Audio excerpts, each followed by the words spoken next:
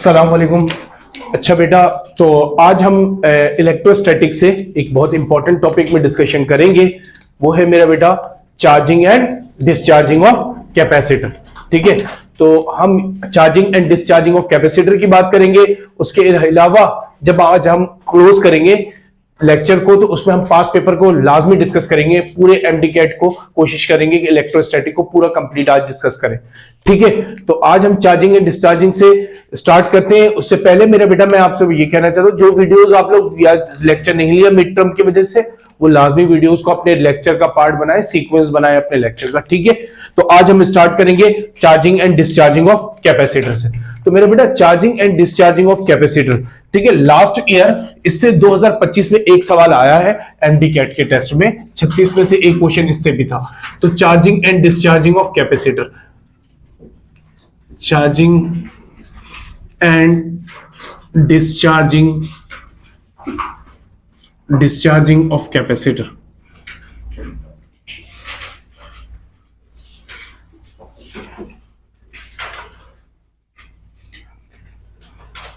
Okay, तो मेरे बेटा charging and discharging of capacitor, जब हम charging and discharging of capacitor की बात करते हैं तो याद रखिए कैपेसिटर को चार्ज करते वक्त हमने लास्ट टाइम क्या किया था मेरे बेटा, दो पैरेलल प्लेट कैपेसिटर है अगर हमारे पास, तो दो पैरेलल प्लेट लगा लिए मेरे बेटा और इसको कनेक्ट कर दिया किससे मेरे बेटा, यहां पर हमने दो एंड पे दो टर्मिनल से कनेक्ट कर दिया। अब मेरा बेटा क्या होता है कि एक एंड से चार्ज निकलता है और दूसरे एंड पे जाके चिपक जाता है। तो जिस एंड से चार्ज निकलता था उस एंड पे क्या आ जाता था, पॉजिटिव, और जिस एंड पे जाके लगता था उस एंड पे क्या आ जाता था, क्या खुद ब खुद हो जाता है? नहीं, क्या करना पड़ता है, बैटरी लगाते हैं। बैटरी का काम क्या होता है, चार्ज को एनर्जी देना ताकि चार्ज क्या कर सके मेरा बेटा, फ्लो कर सके सर्किट में। तो होगा क्या मेरा बेटा कि जब हम कैपेसिटर को चार्ज करते हैं तो जो हमारे पास कैपेसिटर लगा होता है ना, तो उस कैपेसिटर में याद रखिए यहां पर रेजिस्टेंस भी लगाना होता है, बगैर रेजिस्टेंस के काम चलेगा नहीं।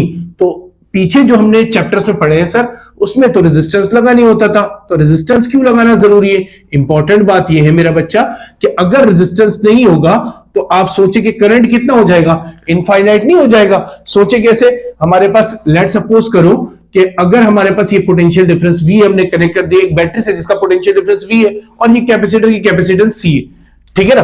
तो अगर मेरे पास हम देखें तो मेरे बेटा होगा क्या, इलेक्ट्रॉन निकलेगा कौन से, इस प्लेट से, ठीक है, और इलेक्ट्रॉन निकलेगा मेरे बेटा, तो यहां से इलेक्ट्रॉन निकला और इलेक्ट्रॉन फ्लो करके दूसरे टर्मिनल में जाएगा, यहां पर पॉजिटिव आ जाएगा, दूसरे एंड में क्या आ जाएगा, नेगेटिव। तो ये प्रोसेस चलता रहेगा। लेकिन मेरा बेटा याद रखो कि करंट भी तो फ्लो करेगा। करंट कहां फ्लो करेगा मेरे बेटा, पॉजिटिव से नेगेटिव, पॉजिटिव से नेगेटिव। तो मेरे बेटा याद रखिए करंट की डायरेक्शन से, सॉरी इलेक्ट्रॉन की डायरेक्शन से करंट की डायरेक्शन कैसी होती है, अपोजिट। ठीक है, तो करंट देखो, इलेक्ट्रॉन देखो मेरे बेटा इस तरह फ्लो कर रहा, करंट मेरे बेटा इस तरीके से फ्लो कर रहा। तो direction of current always be opposite to the direction of flow of electron. Electron के फ्लो से मेरा बेटा करंट की डायरेक्शन कैसी होती है, अपोजिट होती है। ठीक है, अब हम आते हैं इस बात को समझने में, समझ रहे हो मेरे बेटा, तो ये बात समझ आ रही है। तो पॉजिटिव टर्मिनल करंट फ्लो करता है हमेशा पॉजिटिव से नेगेटिव, और इलेक्ट्रॉन कहां फ्लो कर रहा है मेरे बेटा अभी, सही है। तो हमारे पास इस तरीके से दोनों अपोजिट डायरेक्शन में। अब मेरे बेटा यहां पर हम रेजिस्टेंस लगाते हैं लाजमी, बगैर रेजिस्टेंस के ये सर्किट होता नहीं, ठीक है ना। उसकी वजह समझ लीजिए मेरे बेटा, अगर रेजिस्टेंस ना लगाए तो मेरे बेटा सर्किट में करंट कितना हो जाएगा, इनफाइनाइट। कैसे मेरा बच्चा सोचो, V इज इक्वल टू क्या होता है, IR, है ना। V इज इक्वल टू किसके बराबर होता है, और I अगर निकालो तो किसके बराबर होगा, V अपॉन, और अगर रेजिस्टेंस ही ना हो तो V अपॉन क्या हो जाएगा, जीरो। तो क्या हो जाएगा मेरे बेटा, करंट किसी भी चीज को जीरो से डिवाइड कर तो क्या हो जाएगा, इनफाइनाइट। तो इनफाइनाइट करंट फ्लो करेगा। तो इसका मतलब है सर्किट में कंट्रोल करंट फ्लो करवाने के लिए रेजिस्टेंस लगाना लाजमी होता है। तो अब याद रखिए एक रेजिस्टेंस कैपेसिटर के साथ लाजमी कनेक्ट होगा। एक रेजिस्टेंस कैपेसिटर के साथ क्या होता है, लाजमी कनेक्ट होता है एक नॉर्मल सर्किट में। तो मेरे बेटा जब कैपेसिटर और रेजिस्टेंस आपस में सीरीज में कनेक्ट होते हैं तो ऐसे सर्किट को आरसी सर्किट बोलते हैं। कैसे सर्किट बोलते हैं, तो मेरा बेटा सीरीज में कौन कनेक्ट है, रेजिस्टेंस और कैपेसिटर। तो कैपेसिटर और रेजिस्टेंस आपस में सीरीज में कनेक्ट हो तो ऐसे सर्किट को क्या बोलते हैं, तो मेरा बेटा है ना, तो when resistance and capacitor are connected in series is called RC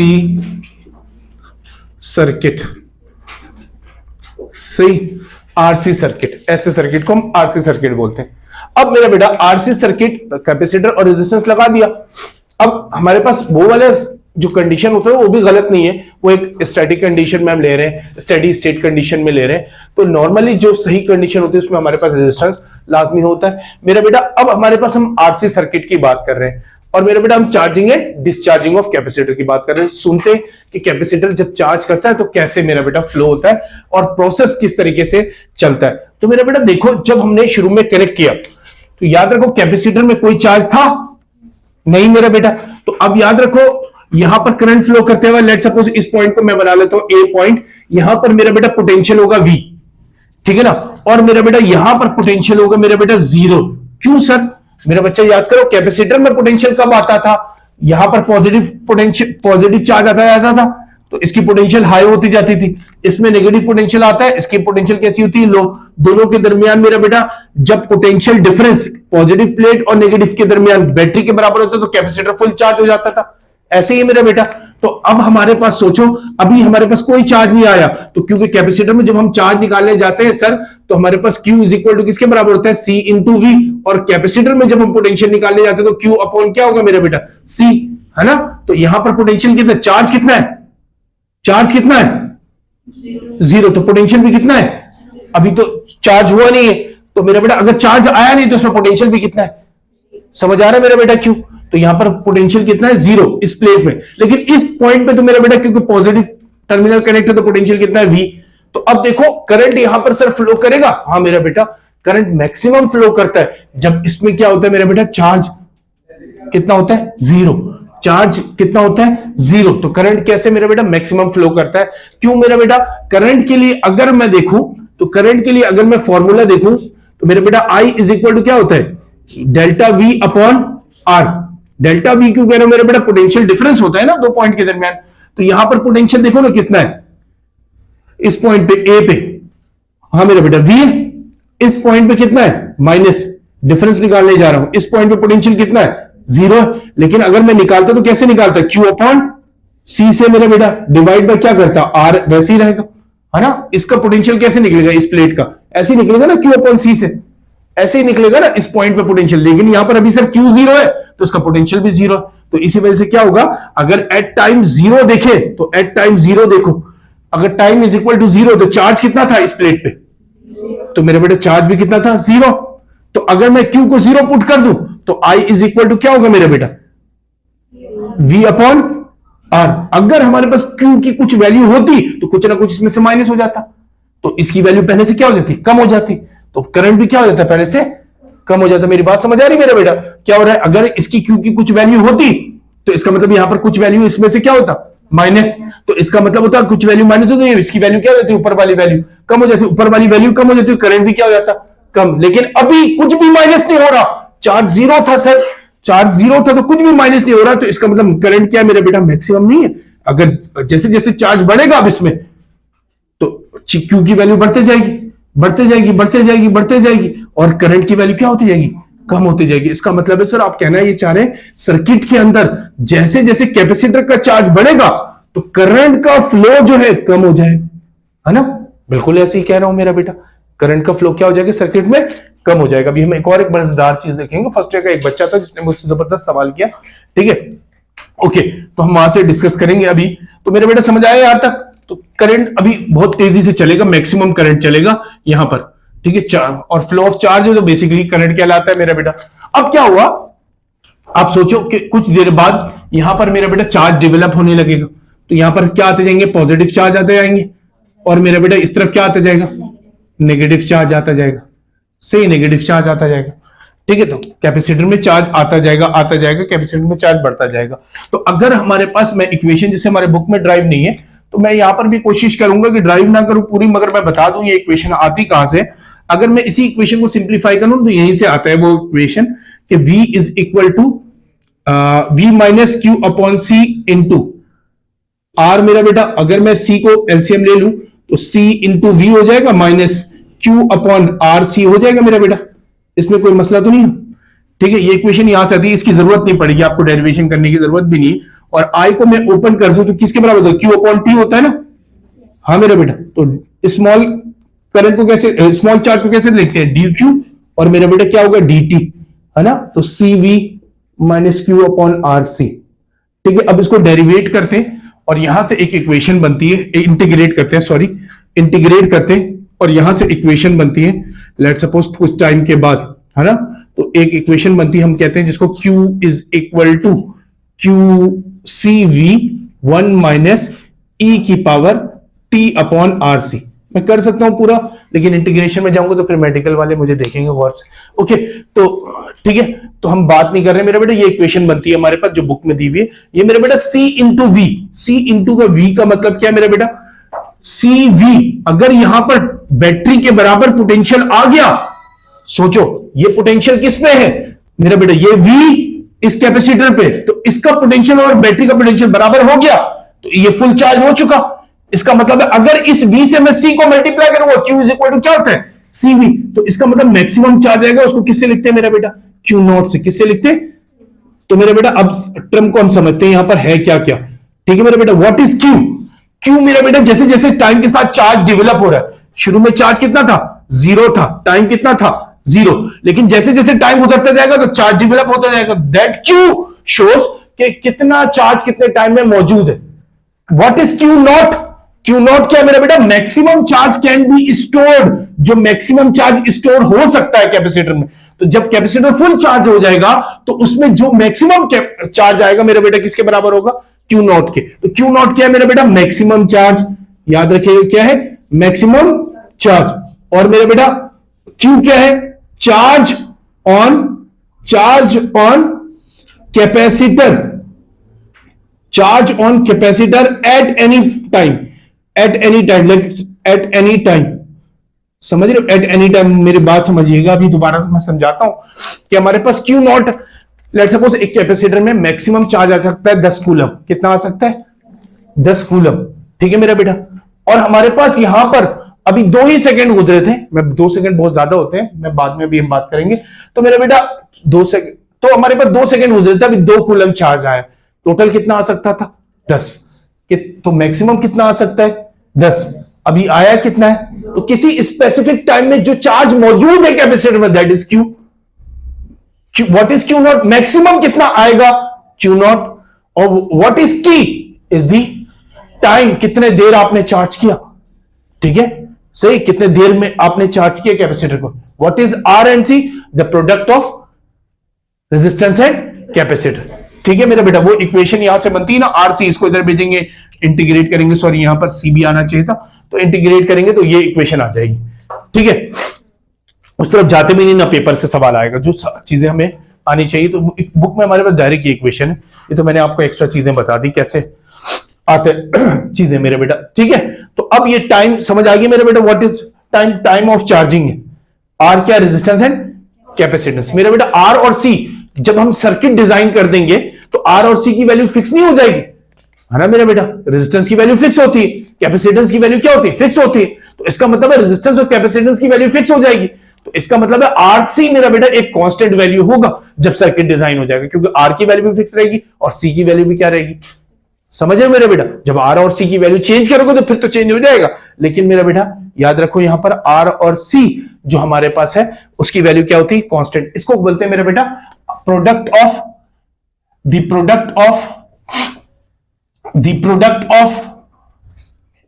resistance, the product of resistance and capacitance, resistance and capacitance is called time constant. क्या कहलाता है मेरा बेटा? टाइम कांस्टेंट, सही, टाइम कांस्टेंट। ये टाइम कांस्टेंट होता है मेरा बेटा, इसकी डायमेंशन टाइम के बराबर आती है, बेसिकली वैल्यू टाइम के बराबर आती है जब product of capacitance and resistance लेते हैं। तो इसको मेरा बेटा R और C, यानी कि ये देखिए टाइम कांस्टेंट टॉ है मेरा बेटा, इसको टॉ से लिखेंगे, ये आर और सी के बराबर होता है। ठीक है, पेपर में एमसीक्यूज एक दफा शायद मैंने देखा कि आर और सी बोला था टाइम कांस्टेंट निकाल दें, तो पता होना चाहिए व्हाट इज टाइम कांस्टेंट किसके बराबर होता है, टॉ के बराबर होता है। वो किसके बराबर है मेरे बेटा, प्रोडक्ट ऑफ आर एंड सी। अगर तुम्हारे जहन में ये आ रहा है सर ये आर और सी को मल्टीप्लाई करेंगे टाइम कैसे आ जाएगा, तो तुम चेक कर सकते हो घर पे बैठ के भी। चलो मैं चेक करा देता हूं, इतना टाइम कहां है तुम लोग के पास। ओके ठीक है, आर और सी, तो मेरा बेटा हाँ v is equal to I R होता है। v is equal to R is equal to किसके बराबर होगा, v अपॉन आई। और c किसके बराबर होता है मेरा बेटा, हाँ भाई c किसके बराबर, q is equal to C V, क्या होगा q अपॉन v। सबकी यूनिट डाले मेरे बेटा, v से v मर गया। ठीक है मेरे बेटा, यहां पर क्या आया 1 अपॉन आई इंटू क्यू किसके बराबर होता है, i इंटू टी के बराबर नहीं होता है ना। i इज इक्वल टू किसके बराबर होता है, q अपॉन टी मेरा बेटा। तो i into T is equal to Q के बराबर नहीं होता, सही। तो मैं लिख दूं यहां पर i इंटू टी क्यू की जगह, i से i मर गया मेरा बेटा, आ गया टाइम। समझ रहे हो, तो टाइम कहां से आया, तो इसकी यूनिट टाइम के बराबर बनती है, इसकी डायमेंशन भी टाइम के बराबर बनती है। ठीक है, तो तुम यहां से निकाल भी सकते हो यूनिट्स। ठीक है, तो ये मैंने आपको बता दिया कि टाइम कांस्टेंट के बराबर कैसे आता है, आर सी। ठीक है ना, आर की value v is equal to, R की जगह मैंने v अपॉन आई रख दिया, c की जगह मेरे बेटा q अपॉन v रख दिया, v से v कैंसिल, i की जगह i इंटू टी, i से i कैंसिल, टाइम के बराबर आता है। तो असल में ये बेसिकली किसके बराबर आता है, टाइम के बराबर। तो ये कांस्टेंट वैल्यू है और इसकी वैल्यू मेरा बेटा फिक्स होती है। तो सर इसका रोल क्या होता है कैपेसिटर में, मेरा बेटा सबसे इंपॉर्टेंट रोल टाइम कांस्टेंट का होता है जब कैपेसिटर को हम चार्ज करते हैं। मेरा बेटा रेट ऑफ चार्जिंग, मैं लफ्ज इस्तेमाल कर रहा हूं, रेट ऑफ चार्जिंग, कितना तेजी से कैपेसिटर चार्ज होगा और कितना स्लो कैपेसिटर चार्ज होगा, it decided by the time constant. इसकी वैल्यू के जरिए, सर्किट की वैल्यू के जरिए आप डिसाइड कर पाते हैं कि कितने जल्दी कैपेसिटर चार्ज होगा और कितने देर से कैपेसिटर चार्ज होगा। तो रेट ऑफ चार्जिंग डिसाइड होता है टाइम कांस्टेंट से। आइए कैसे, ये वैल्यू अभी हम देखते भी हैं। मेरा बेटा लेट सपोज करो, टाइम कांस्टेंट की एक और डेफिनेशन भी है। ठीक है ना, इक्वेशन समझ आ गई मेरा बेटा, यहां तक कोई मसला, सबको समझ आ गया। तो इस इक्वेशन को मैं ऐसे लिख दूं मेरा बेटा कि Q इज इक्वल टू, ठीक है ना, Q is equal to Q naught 1 minus e की power t divide by tau. बोलो कोई मसला, हाँ भाई आरसी की जगह टॉ लिख दिया, कोई मसला, ये टाइम के बराबर ही होता है। अच्छा मेरा बेटा, अगर किसी टाइम में कैपेसिटर को आप चार्ज करते गए, चार्ज होता जा रहा है, चार्ज होता जा रहा है, चार्ज होता जा रहा है, एक वक्त तो ऐसा आएगा ना कि जब ये वाला चार्जिंग वाला टाइम, गौर से सुनो मेरा बेटा, यहां पर चार्जिंग वाला टाइम टाइम कांस्टेंट के बराबर हो जाएगा, है ना। कैपेसिटर चार्ज करते जा रहे हो, करते जा रहे हो, करते जा रहे हो, एक वक्त आएगा जब टाइम जितना देर तुम चार्ज करो, लेट सपोज इसकी वैल्यू 7 सेकंड थी, तो 7 सेकंड कभी ना कभी तो आएगा, तुमने चार्जिंग पे लगा दिया। तो अगर जो चार्ज करने वाला टाइम है वो टॉ के बराबर हो जाएगा, तो सर फिर क्या होगा।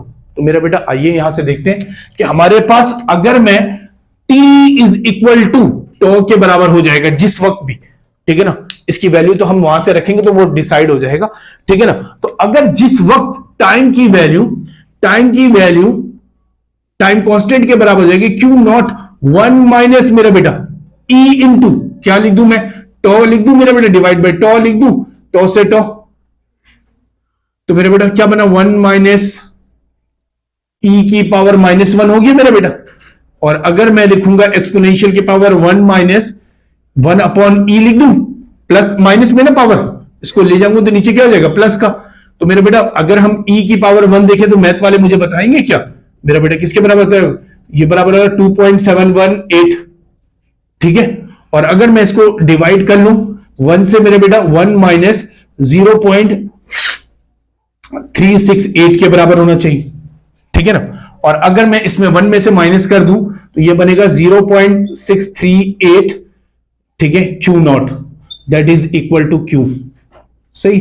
तो मेरा बेटा अगर मैं इसको परसेंटेज में कन्वर्ट कर लूं, तो मल्टीप्लाई बाय कर दूं मेरे बेटा 100, क्या कर दूं 100। तो मेरे बेटा मल्टीप्लाई बाय 100 करूंगा जैसे ही, तो परसेंट में इसका मतलब ये होगा कि जैसे ही मैं इसको परसेंटेज में कन्वर्ट करूं तो ये बनेगा 63.8% of Q naught, Q is equal to 63.8% of Q naught. इसका मतलब ये हुआ कि जब भी आपका चार्जिंग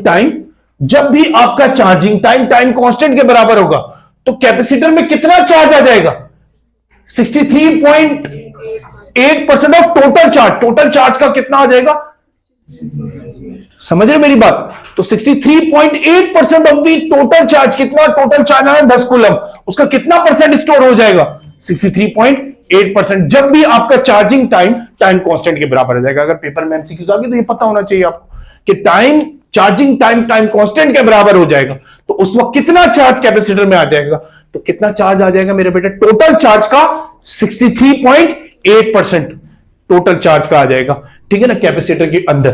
तो अब सोचो मैं आपको क्या बोल रहा था मेरा बेटा, अगर आरसी की वैल्यू बहुत छोटी हो, और तो सुनो मेरा बेटा, यहां सुनो, आरसी की वैल्यू बहुत छोटी हो, तो आरसी की वैल्यू बहुत कम है, तो इसका मतलब है मुझे चार्ज करने में टाइम भी कम लगना चाहिए, तभी इसके बराबर बहुत जल्दी नहीं आ जाऊंगा। जब इसकी वैल्यू पहले से छोटी है, लेट्स सपोज 7 सेकंड की जगह 1 सेकंड कर दिया मैंने, तो 1 सेकंड में ये इसके बराबर हो गया, तो इसका मतलब 1 सेकंड के अंदर 63.8% चार्ज आ गया टोटल। तो इसका मतलब है आरसी की वैल्यू जितनी कम होगी, कैपेसिटर उतना जल्दी चार्ज होगा, है ना। इसीलिए मैं कह रहा था रेट ऑफ चार्जिंग डिसाइड किससे होता है, आर और सी से, तो है ना, टाइम कांस्टेंट से। टाइम कांस्टेंट की वैल्यू जितनी कम, उतना जल्दी से कैपेसिटर चार्ज होगा। टाइम कांस्टेंट की वैल्यू जितनी ज्यादा, कैपेसिटर उतना ज्यादा देर से चार्ज होगा। समझ रहे मेरे बेटे? तो हमारे बुक में भी एक बात मेंशन है कि मेरा बेटा R C is very very smaller than 1, ठीक है ना। तो कैपेसिटर विल चार्ज रैपिडली बहुत जल्दी चार्ज होगा अगर इसकी 1 से बहुत कम वैल्यू, ठीक है। और अगर तो मेरा बेटा इसकी वैल्यू बहुत ज्यादा है 1 से, R C is very very greater than 1, capacitor मेरा बेटा क्या होगा, विल चार्ज कैसा मेरा बेटा, स्लोली। समझ आया मेरा बेटा? सही। तो जैसे जैसे हमारे पास कैपेसिटर में आरसी की वैल्यू बढ़ेगी तो कैपेसिटर स्लो चार्ज होगा, और आरसी की product of capacitance and resistance value कम होगी तो कैपेसिटर मेरा बेटा उतना रैपिडली चार्ज होगा। डन है मेरा बेटा? ये बात समझ आ गई सबको, ठीक है ना। तो कैपेसिटर रेट ऑफ चार्जिंग मैंने आपको कहा था मेरा बेटा डिसाइड होता है किसके जरिए, आर और सी। और मेरा बेटा ये तो वैल्यू फिक्स होती है ना, ये वैल्यू क्या होती है, फिक्स होती है, क्योंकि दोनों की वैल्यू क्या होती है मेरा बेटा, कांस्टेंट। तो टाइम ये कांस्टेंट वैल्यू है, तो अगर इसकी वैल्यू कम रखेंगे तो जल्दी चार्ज हो जाएगा, इसकी वैल्यू ज्यादा रखेंगे तो देर से चार्ज। समझ आ गया मेरा बेटा? तो दैट इज द आरसी। अच्छा मेरे बेटा, अब कैपेसिटर में हम चार्जिंग की फाइनल में बात करते हैं मेरा बेटा। तो कैपेसिटर को अगर हम सर फुल चार्ज करना चाहते हैं तो मेरा बेटा देखो, आप कैपेसिटर जब चार्ज में लगाते हैं तो within a micro seconds, within a milli seconds, ये कैपेसिटर 99% 98% चार्ज हो जाता है, ठीक है ना। आप जब भी कैपेसिटर और रेजिस्टेंस की सर्किट में वैल्यू निकालोगे तो विद इन अ 1 सेकंड के अंदर अंदर, 1 सेकंड से कम में वो 99% चार्ज हो जाएगा। समझ रहे हो? 95% चार्ज होगा। लेकिन मेरा बेटा कैपेसिटर कभी भी फुल चार्ज नहीं होगा, ठीक है। Capacitor never be fully charge, it takes infinite time to complete charge. कभी भी कैपेसिटर फुल चार्ज नहीं होता, ठीक है मेरा बेटा। तो याद रखिए capacitor never be completely charge, वो उसका काम तो यही होता है कि स्टोर करे चार्ज, जल्दी से स्टोर कर लेता है। लेकिन मेरा बेटा बाद में जब 95% कर लिया, 98% कर लिया, अब उसके बाद मेरा बेटा कैपेसिटर के चार्ज करने की एबिलिटी क्या होती है, स्लो हो जाती है, ठीक है। तो अब इतनी स्लो हो जाती है आखिर में जाके कि 99.98 हो गया, लेकिन 100 नहीं हो पा रहा। कैपेसिटर कभी भी फुली चार्ज नहीं होता, it takes infinite time. Infinite का मतलब क्या हुआ मेरा बेटा, वो तो टाइम आ ही नहीं सकता। इनफाइनाइट का लफ्ज हम कब इस्तेमाल करते हैं, जो मेजरेबल नहीं, सही ना। तो हम उसको क्या कह देते हैं, जिस चीज को मेजर नहीं कर सकते कहते हैं भाई क्या है, इनफाइनाइट लिख दो, ठीक है मेरे बेटा। तो इनफाइनाइट टाइम अभी हम देखते हैं कैसे, सोचो कैसे। हम यहां पर ये देखते हैं कैपेसिटर कभी भी कंप्लीटली चार्ज नहीं होता, ठीक है। तो बहुत तेजी से चार्ज हो जाएगा जब देखेंगे आप कैपेसिटर में ये वाली वैल्यू को निकाल के देखो टाइम कांस्टेंट, तो मैं आपको क्या कह रहा हूं, माइक्रो सेकंड्स में आता है। अब सोचो कैपेसिटर आना भी चाहिए, है ना, अगर माइक्रो सेकंड में, मेरा बेटा गौर से सुनो मेरी बात, ठीक है ना। तो अगर ये टाइम कांस्टेंट की वैल्यू माइक्रो सेकंड्स में या मिली सेकंड्स में ना हो तो कैपेसिटर चार्ज जल्दी से अगर नहीं हुआ इतना, ठीक है ना, तो अब होगा क्या, अगर तुम्हारा कैपेसिटर बहुत स्लो चार्ज कर रहा है ना, तो अभी तुम फैन चला के बोलेगा अभी थोड़ा देर रुक जाइए, कैपेसिटर चार्ज होगा तो फिर चलेगा, है ना। तो वो तो फिर अंदाजा लगा रहे हैं अभी कब तक चार्ज हो जाएगा। तो ऐसा नहीं होता, तुम दबाते हो क्या हो जाता है, क्या फौरन से फैन स्टार्ट हो जाता है। इसका मतलब उसका कैपेसिटर बड़ा तेजी से काम कर रहा होगा सर, जल्दी से लिया होगा। कैपेसिटर का काम क्या होता है, तो याद करो, चार्ज को स्टोर करना और डिवाइस को ऑन करने में हेल्प करना। जो जितना एम्पियर करंट हमारी सर्किट मेन सर्किट नहीं दे पा रही, वो कौन दे रहा, कैपेसिटर। तो मेरा बेटा अब कैपेसिटर अगर बहुत स्लो करेगा तो फिर तो बैठ जाओगे तुम, अभी होगा, है ना, आधे घंटे बाद। ऐसा नहीं है, तुम दबाते हो और ऑन हो जाता है। इसका मतलब कैपेसिटर ने फौरन से स्टोर करके दे दिया होगा, तभी तो फैन स्टार्ट होगा। समझ रहे हो। तो इसी मतलब ये माइक्रो सेकेंड्स में होता है और बहुत जल्दी से हो जाता है, लेकिन फुली चार्ज नहीं हो पाता कैपेसिटर। कैसे मेरा बेटा, आओ देखते हैं इस चीज को। इस इक्वेशन को देखो मेरा बेटा, यहां पर टाइम है ना। अब अगर मैं क्यू फुली चार्ज कैपेसिटर कब होगा, जब जो चार्ज कैपेसिटर में आ रहा है वो किसके बराबर हो जाए, मैक्सिमम चार्ज के बराबर। ऐसे ही सुनो मेरे बेटा, है ना, जो चार्ज कैपेसिटर में आ रहा है वो किसके बराबर हो जाए, मैक्सिमम। तो इसका मतलब पूरा आ गया चार्ज, कंप्लीटली चार्ज हो गया। तो अच्छा, Q is equal to Q naught कब होगा, जब सर ये E वाला फैक्टर जीरो हो जाए। ये जीरो हो जाएगा तो सर 1 से मल्टीप्लाई होगा Q, है ना। ये वाला फैक्टर जीरो हो जाए मेरा बेटा, ये वाला फैक्टर जीरो नहीं होगा तो कुछ ना कुछ माइनस होता रहेगा, तो कभी भी ये 100% नहीं हो पाएगा। उस वक्त हो पाएगा जब ये वाला फैक्टर जीरो हो जाएगा मेरा बेटा, और ये वाला फैक्टर जीरो हो गया तो 1 में से Q मल्टीप्लाई होगा, तो मेरा बेटा Q इज इक्वल टू किसके बराबर हो जाएगा, Q नॉट। तो अब इस फैक्टर को जीरो करने के लिए क्या करना पड़ेगा सर, इसका मतलब है मेरा बच्चा ये E की वैल्यू को, अगर T की वैल्यू टाइम को हम इनफाइनाइट रखते हैं, है ना। अब टाइम की वैल्यू इनफाइनाइट रखा मेरा बेटा, तो T is equal to Q naught 1 minus E की पावर माइनस इनफाइनाइट हो जाएगा, और मेरा बेटा इनफाइनाइट 1 अपॉन इनफाइनाइट, ठीक है, इसकी पावर। इसका मतलब टाइम इनफाइनाइट रखा तो मेरा बेटा ये इनफाइनाइट, अब यहां पर 1 माइनस ये इसकी वैल्यू क्या होगी, इनफाइनाइट। 1 से इनफाइनाइट को डिवाइड किया मेरा बेटा कितना आया, 0। तो यहां पर क्या चल रहा था इसके साथ, Q नॉट। समझ रहे मेरी बात। तो इसका मतलब ये तो है नहीं हमारे बुक में लिखा हुआ, लेकिन मैं आपको समझा दे रहा हूं, ठीक है मेरा बेटा। तो ग्राफ बना हुआ हमारे बुक में, वहां एक्सप्लेन नहीं किया था, ठीक है। तो अब देखो ये वैल्यू उसी वक्त जीरो, इस वक्त हमारे पास जीरो हो सकती है जब E की वैल्यू कितनी हो जाए, इनफाइनाइट। 1 को इनफाइनाइट से डिवाइड कर दो तभी जीरो आता है, समझ रहे हो। तो इनफाइनाइट कब आएगा सर, इसकी वैल्यू E की पावर, जब E की पावर क्या होनी चाहिए, इनफाइनाइट। E की पावर इनफाइनाइट करने के लिए टाइम को क्या करना पड़ेगा, इनफाइनाइट।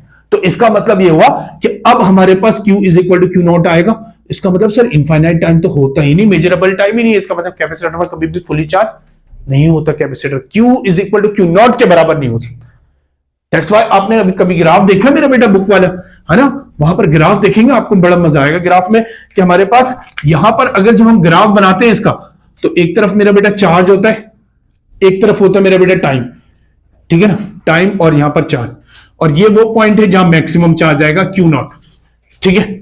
अब अगर ग्राफ देखोगे तो ऐसे बनेगा मेरा बेटा ग्राफ, शुरू में ऐसे जाके ऐसे हो जाए, ठीक है, ये जाके ऐसे हो जाए। अब यहां से जब तुम लाइन ड्रॉ करोगे ना, यहां से मेरा बेटा देखो शुरू में कितना जल्दी ये पहुंच गया यहां पर, ठीक है ना। तो अब मेरे पास अगर मैं ये टाइम को देखूं, तो यहां पर अगर मैं 63.8% ऑफ टोटल चार्ज को देखूं, तो ये मेरा बेटा देखो यहां पर टाइम किसके बराबर होगा, टॉ के बराबर नहीं होगा, है ना। कितना परसेंट अगर चार्ज है, तो ये बहुत जल्दी आ गया। लेकिन अब देखो ग्राफ इतना बड़ा हो गया यहां पर सर, 63.8% तो इतने छोटे एरिया में आ गया सर, इतने छोटे में एरिया में इतनी जल्दी आ गया, इतने छोटे टाइम। बाकी टाइम को आप मिलाते जाओ, कहां तक लेके जाओगे, ये कभी भी इससे मैच नहीं करेगा, कभी भी मैच नहीं करेगा। जब मैच कर जाएगा तो अभी तो हमारे पास मेरा बेटा Q इज इक्वल टू किसके बराबर हो जाएगा, Q नॉट। लेकिन ये जब तुम एक्सटेंड करते जाओगे ये ग्राफ आगे बढ़ता जाएगा, कभी मैच ही नहीं करेगा, ठीक है। इसका मतलब है इसको चाहिए इनफाइनाइट टाइम टोटल चार्ज होगी, इसीलिए हमारे पास देखना ग्राफ में भी हमारे बुक में वो इनफाइनाइट वो बना के छोड़ दी, ठीक है, वहां एक्सप्लेन नहीं किया इस बात को। तो कैपेसिटर नेवर कंप्लीटली चार्ज, ये बात कंफर्म, ठीक है, 100% चार्ज नहीं होता, ठीक है, ओके डन है मेरा बेटा। तो ये ग्राफ क्या रिप्रेजेंट कर रही, ये बात समझ आया। तो जहां पर 63.8% ऑफ टोटल चार्ज आ रहा होगा उस टाइम को क्या बोलेंगे, टाइम कांस्टेंट, ठीक है। तो इसकी डेफिनेशन यहां से लिख भी लेते हैं मेरा बेटा, व्हाट इज टाइम कांस्टेंट, एक तो ये डेफिनेशन लिख ली हमने, ठीक है। हाँ बेटा, it is the time required by the capacitor, it is the time required by the capacitor to charge, it is the time required by capacitor to charge, कितना मेरा बेटा, टू चार्ज 63.8% ऑफ क्या मेरा बेटा, टोटल चार्ज, ठीक है। Total charge is called time constant, इसको कहते हैं मेरा बेटा टाइम को, समझ आया?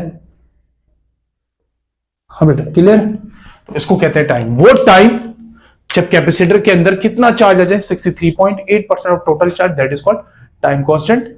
और मेरा बेटा वो किसके बराबर है, प्रोडक्ट ऑफ आर एंड सी के बराबर, ठीक है। That is the charging of capacitor, ठीक है। That is a one part, that is called charging of capacitor. तो यहां पर चार्ज कर रहे थे कैपेसिटर, वंस कैपेसिटर चार्ज, ठीक है ना, तो मेरे बेटा अब क्या करेगा, चार्ज करके अपने पास रखेगा, क्या करेगा, देगा आगे सर्किट में, है ना। तो इसका मतलब वो क्या करेगा, डिस्चार्ज। तो नाउ अब हम सीखेंगे हाउ इट विल डिस्चार्ज, ठीक है मेरे बेटा, क्लियर है यहां तक, कोई मसला, सबको समझ आ गया मेरे बेटा, charging and discharging of capacitor. Okay, तो आपने सारे फैक्टर्स को बस ये याद रखना है, ठीक है।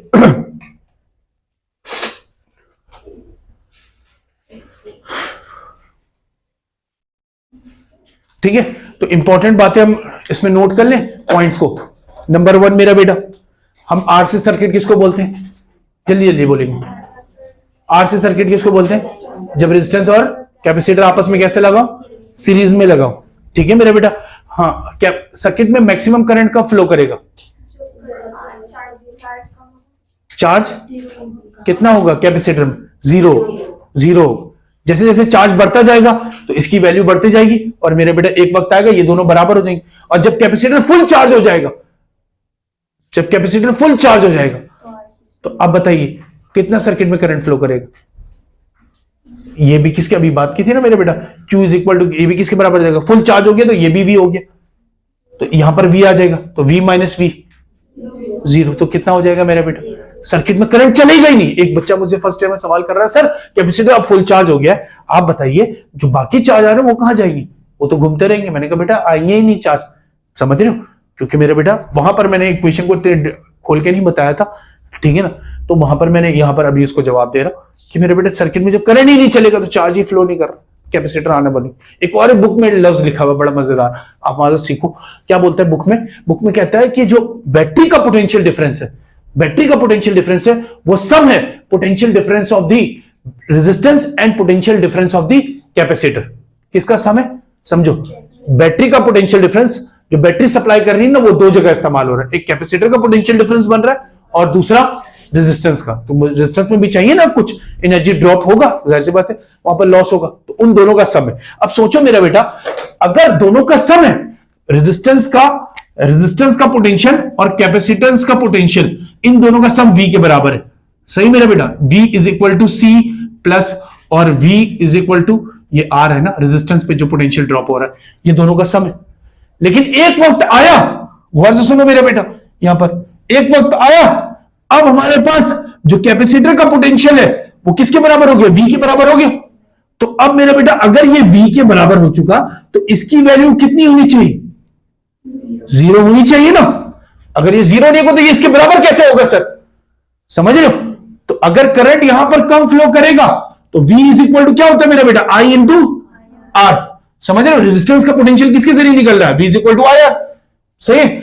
अब मेरा बेटा I की वैल्यू वक्त के साथ साथ क्या होती जा रही, कम होती जा रही, तो इसकी वैल्यू क्या होती जा रही, कम होती जाएगी ना। I की वैल्यू कम हो रही तो ये भी क्या होता जा रहा, और एक वक्त आया कैपेसिटर फुल चार्ज हो गया, अब करंट कितना आ रहा, 0, तो इस पे रेजिस्टेंस में पोटेंशियल कितना ड्रॉप आ रहा, तो इसका मतलब रेजिस्टेंस का पोटेंशियल कितना हो जाएगा, तो ये वैल्यू 0 हो गई। तो मेरे बेटा ये दोनों क्या हो गए, बराबर। तो बुक वाला सही कह रहा है कि भाई उन दोनों की वैल्यू बराबर है सम के, लेकिन होता जाएगा, एक वक्त आएगा ये क्या हो जाएगा, जीरो। लेकिन ये उस वक्त जीरो होगा जब मेरा बेटा जो कैपेसिटर का पोटेंशियल है और इसका पोटेंशियल है दोनों क्या हो जाए, बराबर। और एक्चुअल कॉन्सेप्ट में बताओ मेरा बेटा ये कब होगा,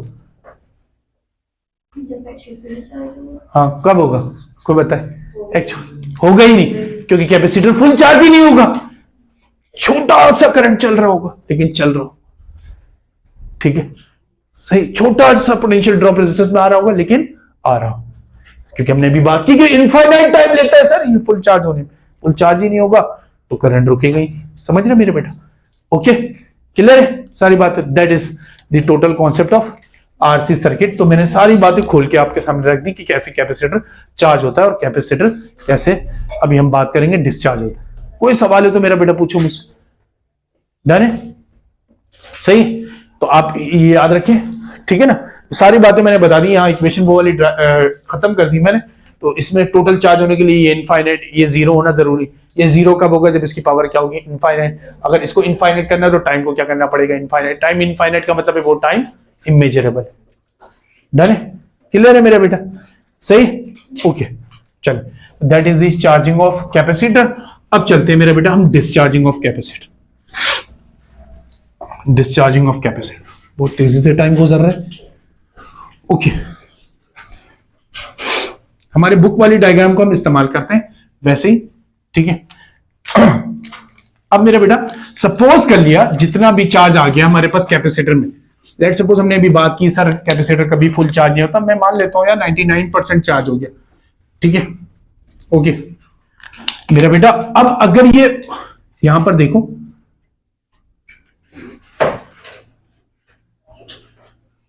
हाँ मेरे बेटा ये पोटेंशियल V, ये प्लस, ओके ये V, ये रेजिस्टेंस R, यहां पर मेरा बेटा अब रेजिस्टेंस R है, R। अब मेरा बेटा क्या किया हमने उस सर्किट में से, हाँ भाई अब बैटरी को हमें निकालना है, तो हमने क्या किया मेरा बेटा, कैपेसिटर को डायरेक्ट कनेक्ट कर दिया और कैंसिल कर दिया कनेक्शन बैटरी की, ठीक है ना। अब मेरा बेटा करंट कहां से फ्लो करेगा, है ना, कैपेसिटर से, कोई बैटरी नहीं, कैपेसिटर चलाएगा सर्किट में करंट, ठीक है ना। कैपेसिटर कितना चार्ज था, जितना भी मैक्सिमम चार्ज इसके पास था उसको हमने क्या नाम दे दिया, अब डिस्चार्ज कर रहे हैं। तो जो मैक्सिमम चार्ज या इनिशियल चार्ज, शुरू में चार्ज जो मौजूद था कैपेसिटर, अभी कैपेसिटर डिस्चार्ज होना शुरू नहीं हुआ, समझो, ठीक है ना। अभी कैपेसिटर के पास मैक्सिमम चार्ज आ चुका है, तो जितना भी चार्ज आ चुका है दैट इज क्यू नॉट, और जितना चार्ज रह जाएगा कुछ टाइम बाद डिस्चार्ज होते होते दैट इज क्यू। किसके बराबर होगा मेरा बेटा, क्यू, डिस्चार्जिंग में। तो मेरे बेटा डिस्चार्जिंग इक्वेशन, हम वहीं से डायरेक्ट इक्वेशन से चलते हैं। डिस्चार्जिंग में equation Q is equal to Q naught, one नहीं आता मेरा बेटा, E की power T minus upon RC, ठीक है ना, बाकी सारी चीजें वैसे ही, ठीक है। अब मगर यहां पर याद रखिए व्हाट इज क्यू नॉट, हाँ मेरा बेटा, हाँ व्हाट इज क्यू नॉट, यहां पर मैक्सिमम चार्ज या इनिशियल चार्ज, शुरू में जितना मौजूद था कैपेसिटर में, इनिशियल चार्ज, सही। अभी डिस्चार्जिंग की बात कर रहे हैं, ठीक है, डिस्चार्जिंग, डिस्चार्जिंग, ठीक है, डिस्चार्जिंग, ओके। और मेरा बेटा ये क्या है, जितना भी चार्ज रह गया, remaining charge remain in capacitor, जैसे जैसे कम होते जाएगा तो चार्ज जो भी बचेगा, चार्ज रिमेन इन किसमें मेरा बेटा, इन कैपेसिटर,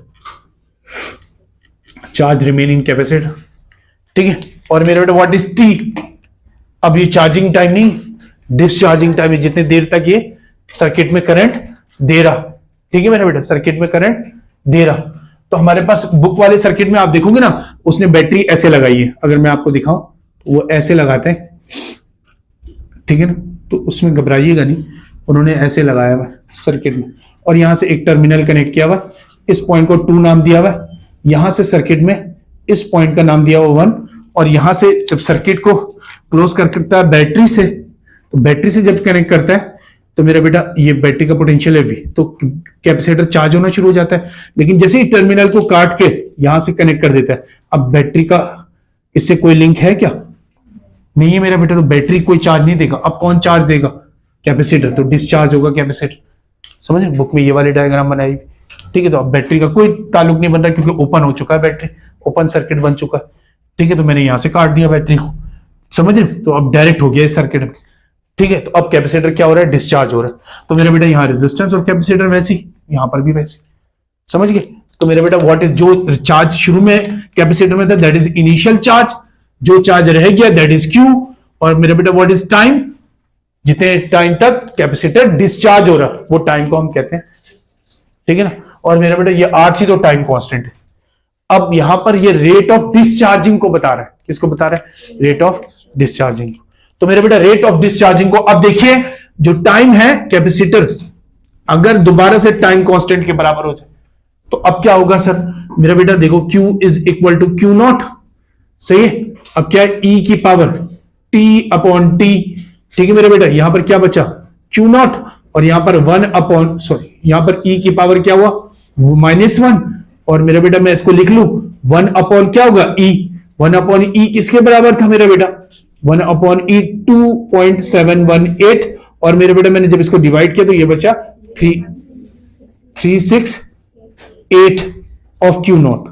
ठीक है मेरा बेटा, 0.36 of Q is equal to 0.368 of Q not, और अगर मैं इसको परसेंटेज में कन्वर्ट कर दूं तो 36.8% ऑफ, है ना मेरे बेटा, मल्टीप्लाई बाय 100 करते हैं। तो अब क्या है मेरे बेटा, इसको कैसे डिफाइन करेंगे, यहां पर डिस्चार्जिंग में टाइम को डिस्चार्जिंग में कैसे डिफाइन करेंगे, ये Q क्या है, जितना चार्ज कैपेसिटर में रह गया, Q नॉट क्या है, तो मेरे बेटा अब डिफाइन ऐसे करेंगे, it is the time in which 36.8% of the total charge remain in the capacitor. ठीक है ना, देख लीजिएगा 36.8 या 36.2 आ रहा है ना, मेरा ख्याल है 2 आना चाहिए। ठीक है, 36.2, तो क्या बोला मेरा बेटा, हाँ भाई it is the time, divide करके देख लो इसको। ठीक है, इसको डिवाइड करके देख लो 718 को 2.718, ओके। तो अब क्या बोल रहे हैं मेरा बेटा, इट इज द टाइम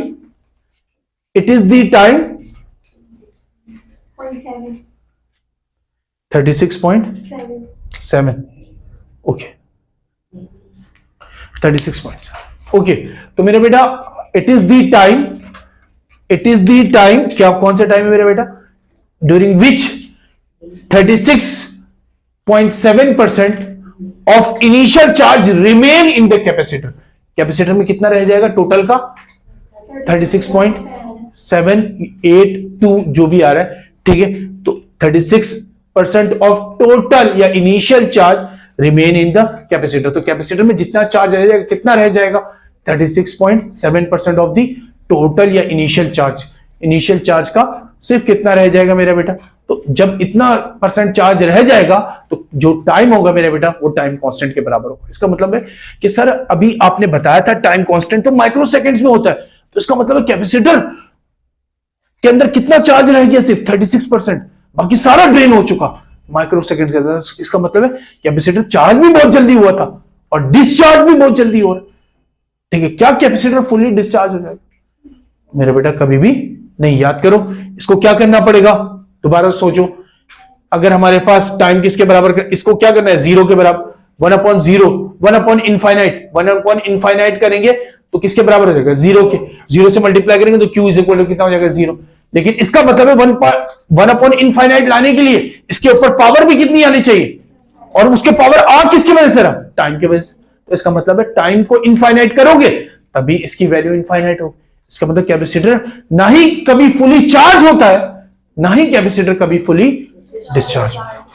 ठीक है, in both cases it has exponential behaviour है, शुरू में बहुत तेजी से जा रहा है, बाद में स्लो डाउन हो।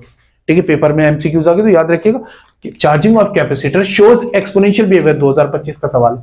ठीक है, क्योंकि एक्सपोनेंशियल आ रहा है। ठीक है, एक्सपोनेंशियल आ रहा है, शुरू में बहुत तेजी से बढ़ेगा, एक्सपोनेंशियल बिहेवियर इसी को कहते हैं। बहुत तेजी से बढ़ रहा है और बहुत तेजी से कम हो रहा है, लेकिन कभी भी कंप्लीट नहीं हो पा रहा।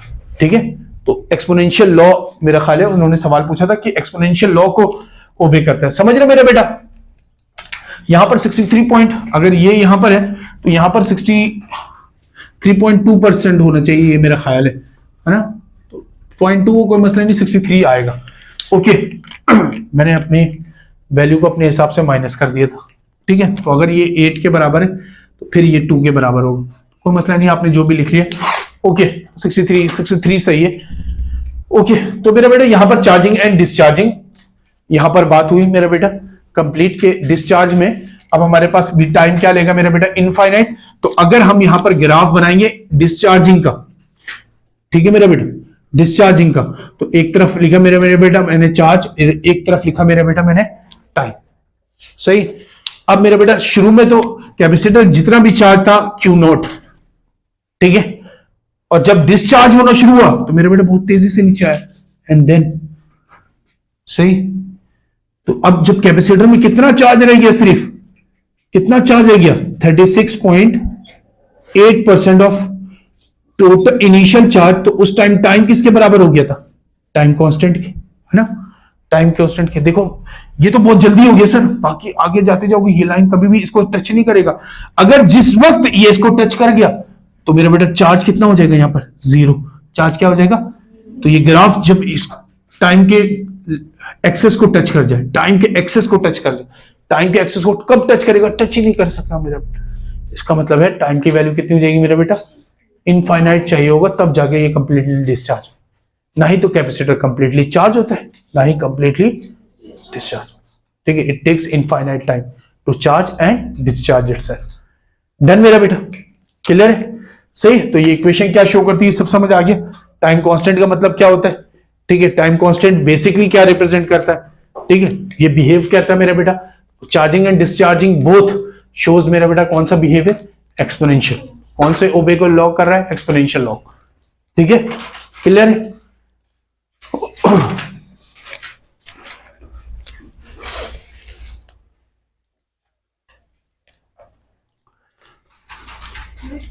अगर चार्जिंग और डिस्चार्जिंग मिलीसेकंड्स में हो रहा है तो अचानक से अगर हमारा फैन चल रहा है तो वो रुकता क्यों नहीं। हाँ ये सवाल तो मैंने जवाब पहले ही दिया था कैपेसिटर में। हाँ मेरा बेटा, एक कैपेसिटर जब हम लगाते हैं किसी सर्किट में तो किसी ऑब्जेक्ट को स्टार्ट होने के लिए, ठीक है ना, ज्यादा एनर्जी चाहिए होती।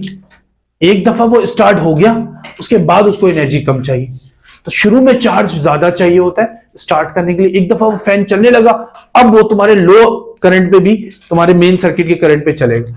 तो स्टार्ट करने के लिए हमारे पास जो मेन सर्किट में, लेट्स सपोज हमारे पास फैन को चाहिए 25 एम्पियर, अब हमारे मेन सर्किट में कितना आ रहा, 30 एम्पियर। कितना आ रहा, मैक्सिमम आ जाएगा 30 एम्पियर। अब 30 एम्पियर मेन सर्किट में आ रहा, और हमारे पूरा घर किसमें कनेक्ट है, पैरेलल में, सीरीज में, पता है ना, मैट्रिक में भी पढ़ा था हमने, पैरेलल में कनेक्ट है।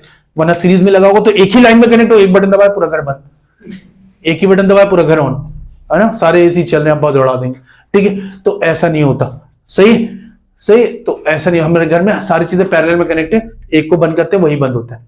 समझ गए मेरा बेटा, अब सोचो, सही है। तो अब अगर पैरेलल में तो करंट क्या होगा, डिस्ट्रीब्यूट।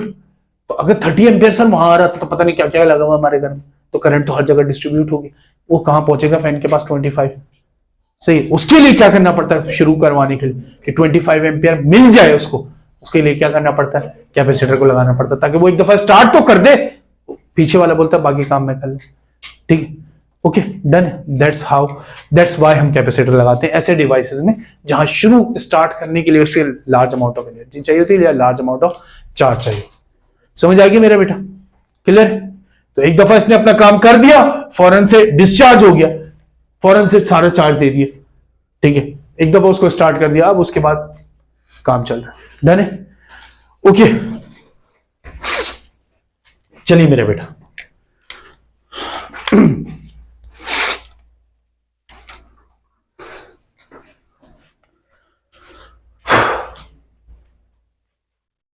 मेरे बेटा लास्ट टॉपिक है, then we will discuss the past paper, ठीक है।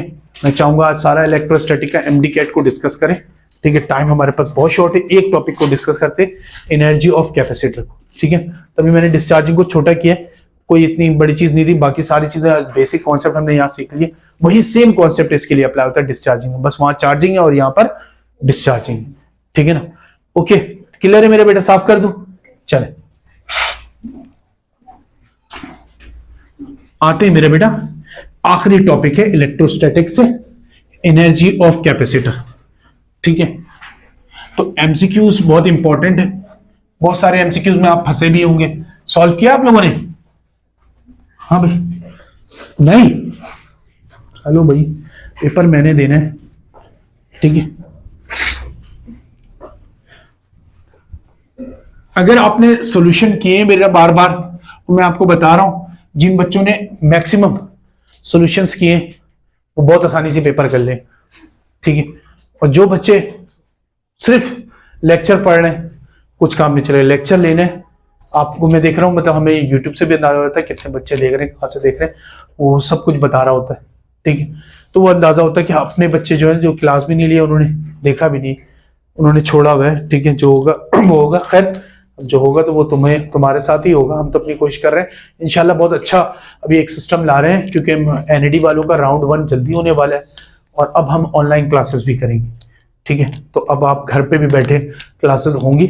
ठीक है, तो कुछ क्लासेस ऐसे करेंगे हम कि राउंड 1 से पहले कि आपको हम जूम में कनेक्ट करेंगे, देन सारे बच्चे एक साथ हम घर से कनेक्ट होंगे। अगर 10 बजे के बाद मेरे पास टाइम है तो मैं 2 घंटे पढ़ाऊंगा आपको, एमसीक्यू सॉल्व करेंगे वहीं पर, सब कुछ जो है ना, स्क्रीन रिकॉर्डिंग भी होगी, एंड देन आपसे डिस्कशन भी वहीं पर चलेगी, और वहीं पर हम लेक्चर भी नोट करेंगे।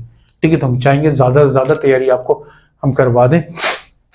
ठीक है, तो इंशाल्लाह कुछ दिनों के अंदर आपको हम ऑनलाइन भी लेंगे। ठीक है, तो ज़्यादा से ज़्यादा हम कोर्स उसमें कनेक्ट कर लें। फिर हम उसमें ये भी चाहेंगे कि ताकि हमारे पास जब ये चल रहा है, क्या नाम है, तो राउंड 1 एनईडी वाले अच्छा करें इंशाल्लाह, तो फिर उसके बाद हम जो है एमडी कैट वालों के पास तो बहुत टाइम होगा। ठीक है, तो हम चाहेंगे कि उनकी तैयारी भी अगर 70-80% अभी हो जाएगी बहुत जल्दी फैब में, तो अब हमारे पास बहुत टाइम होगा कि बहुत अच्छी तैयारी करके राउंड 2 को भी दें, और बहुत अच्छी तैयारी करके फिर एमडी कैट वाले भी दें। तो हम बहुत मैक्सिमम प्रैक्टिस कर पाएंगे, और हम खुद जो चीज़ें हैं कि हमारे पास पास पेपर, प्रैक्टिस पेपर हम ज़्यादा से ज़्यादा कर पाए। ठीक है, तो ऑनलाइन भी इंशाल्लाह हम चीज़ों को करने की कोशिश करेंगे, और हम सब उसमें भी कनेक्ट होंगे ऑफलाइन से ऑनलाइन भी, क्योंकि हमारे पास सिर्फ संडे क्लास करेंगे तो थोड़ा सा कम हो जाएगा। मुझे लगता है कि 50% कर पाएंगे राउंड 1 से पहले। ठीक है, तो 80% मुझे पहुंचाना है कम से कम, ताकि बाकी चीज़ें जो सेकेंड ईयर की वो तकरीबन आप कर पाएंगे, लेकिन हम कोशिश करेंगे 100% ही कर लें। ठीक है, तो मेरी ख्वाहिश यही कि फिजिक्स में मैक्सिमम करवा दूँ। ओके, चले मेरे बेटा, आते हैं एनर्जी ऑफ कैपेसिटर। तो आप टेंशन नहीं लेगा, आपसे ज़्यादा टेंशन मुझे। सही, energy of capacitor, energy stored in capacitor. सही, आप लोगों को तो नहीं होगा, लेकिन मुझे टेंशन है। सही, क्योंकि आप लोगों की आदतें बता रही हैं यहाँ पर कि आप लोगों को टेंशन नहीं है। सही सर, जो लेना आप ही ले लें। ओके, चल सही। ओके मेरे बेटा, एनर्जी स्टोर इन कैपेसिटर। ठीक है, हम वही वाला पुराना वाला बना लेते हैं। सर रेजिस्टेंस गायब कर दिया आपने फिर से, आप पहले बोलते हैं गलत है और फिर कहते हैं नहीं, बनाते भी नहीं। ठीक है, हम बना लेते हैं यार वही वाला। ठीक है, हम स्टडी स्टेट वाले कंडीशन कंसीडर कर लेते हैं, आइए। ठीक है, तो रेजिस्टेंस मेरा बेटा, कैपेसिटर लगा दिया हमने एक बैटरी से जिसका पोटेंशियल है V। मेरा बेटा अभी हमने बात की, शुरू में बताइए एनर्जी स्टोर हो रहा है वक्त के साथ साथ एनर्जी बढ़ रही है। शुरू में पोटेंशियल यहां पर तो पहुंचा, यहां पर V था, कैपेसिटर में कितना पोटेंशियल था, टाइम अभी 0। बताइए पोटेंशियल कितना है कैपेसिटर में? हाँ मेरा बेटा, पोटेंशियल 0 होगा ना। क्यों मेरा बेटा 0 होगा? क्योंकि सर चार्ज कितना है, Q इज इक्वल टू, हमारे अभी हमने देखा था पोटेंशियल किसके बराबर था मेरा बेटा, V is equal to Q upon C। C तो सर इसके पास पहले से है, ठीक है ना, Q नहीं आया अभी तक, Q पहुंचेगा तो होगा ना कुछ तो। ठीक है, तो इसका मतलब यहाँ पर पोटेंशियल मेरा बेटा भी 0। सही, अब एनर्जी स्टोर इन कैपेसिटर, पहले तो कॉन्सेप्ट बना लेते हैं एनर्जी स्टोर इन कैपेसिटर।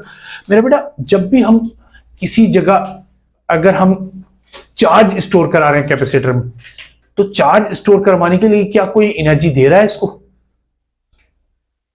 सवाल समझ आए मेरे? नहीं, कैपेसिटर को जब हम चार्ज कर रहे हैं तो उसको चार्ज करने में कोई एनर्जी खर्च कर रहा है? कोई एनर्जी खर्च कर रहा है? मैं एनर्जी खर्च कर रहा हूं? नहीं मेरा बेटा, बैटरी खर्च कर रहा है।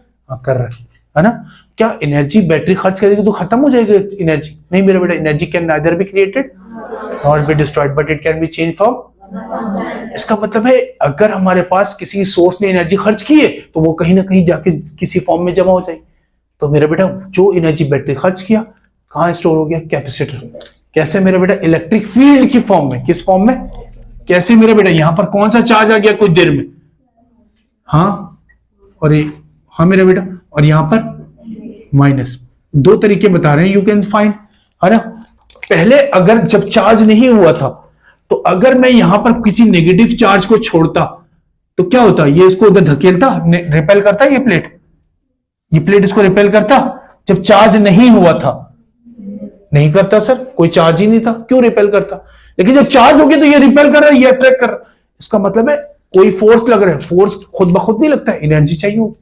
इसका मतलब सर जब चार्ज आ गया तो इसका मतलब एनर्जी आ गई। और भी चेक करना है तो मेरा बेटा हमारे पास गलती से चेक नहीं कर लेना, कोई हैवी डिवाइसेस में बड़े कैपेसिटर लगे हुए, है ना, वो कभी खराब भी हो जाए तब भी कहते हैं कि आप उसमें जब अंदर डिवाइसेस में अंदर हाथ डालें तो एहतियात से डालें, वहां कैपेसिटर मौजूद होता है, ठीक है ना। अगर बड़े डिवाइसेस हैं तो उसमें कैपेसिटर में बड़ा लगा है, चार्ज भी उसमें क्या है, ज्यादा है। अगर आपने दोनों हाथ से टच कर दिया तो आप एक पाथ बन जाएंगे जिसमें से करंट फ्लो हो पाएगा, है ना, और एक झटका लगा, ठीक है, इस दुनिया से कहीं और दुनिया में, ठीक है। तो ऐसे काम नहीं करने, ठीक है। तो इसका मतलब वहां से भी पता चलता कोई एनर्जी थी जो मिली तो दोबारा किसी एनर्जी के काबिल नहीं रहे हम, ओके। तो हमारे पास ये मसाइल रहते हैं, ठीक है। तो ऐसे डिवाइसेस को हम हाथ नहीं लगाते। तो इसका मतलब ये सारी चीजें शो करती हैं कि कैपेसिटर के पास क्या है मेरा बेटा, एनर्जी आ जाती है क्या, जब हम क्या करते हैं उसको चार्ज करते हैं। तो मेरे बेटा चार्ज करते हैं, क्लियर है ये बात, तो चार्ज करते हैं एनर्जी आ जाती है। तो मेरे बेटा किस तरह आएगी, अब जाहिर सी बात है सर यहाँ पॉजिटिव प्लेट है